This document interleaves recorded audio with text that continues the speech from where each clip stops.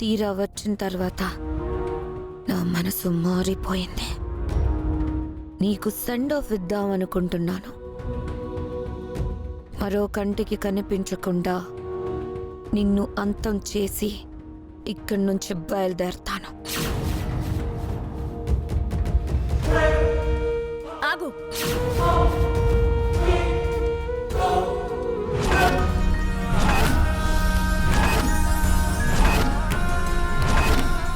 ఏంటవని?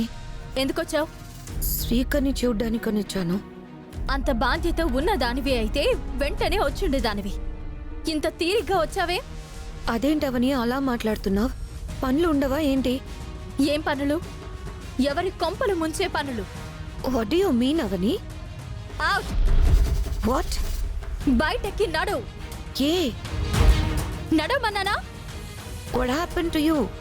ఎందుకు ఇలా బిహేవ్ చేస్తున్నావు? నాకు కొన్ని అనుమానాలున్నాయి. అవి తీరేంత వరకు ఎవ్వరూ నా బావ దరిదాపులకు కూడా రాకండి. ఏమైంది? నన్ను రావద్దు అని అంటుందా ఆంటీ గారు? శ్రీకర్కి అంత పెద్ద ప్రమాదం జరిగిందని తెలిసిన తర్వాత చూడ్డానికి రావడం తప్ప చెప్పండి?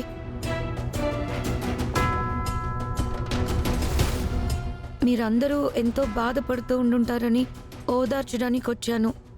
అలాగే నాకు తెలిసిన డాక్టర్స్ని ఇక్కడికి పిలిపించి స్పెషల్గా ట్రీట్మెంట్ కూడా చేయించాలని అనుకుంటున్నాను.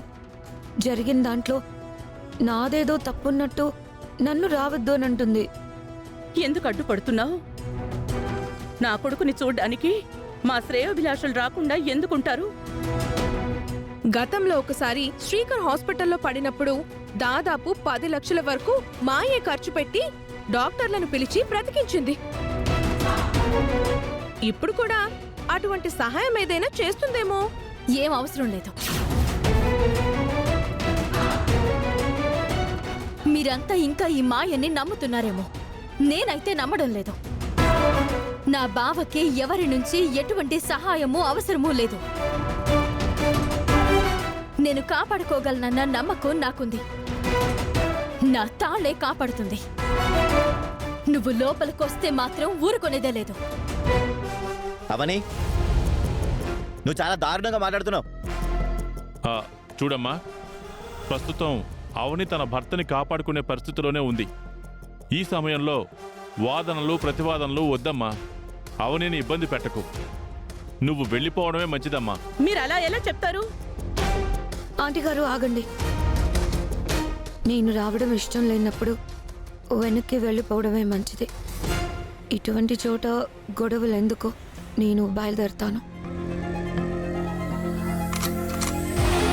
జాగ్రత్త అవని. ఏదైనా నా అవసరం ఉంటే మొహమాట పడకుండా ఫోన్ చేయి. నేనేది మనసులో పెట్టుకోను, నువ్వు ఏది పెట్టుకోకు, సరేనా? శ్రీకర్కి ఏమీ కాకూడదని నేను ఆ దేవుణ్ణి కోరుకుంటాను.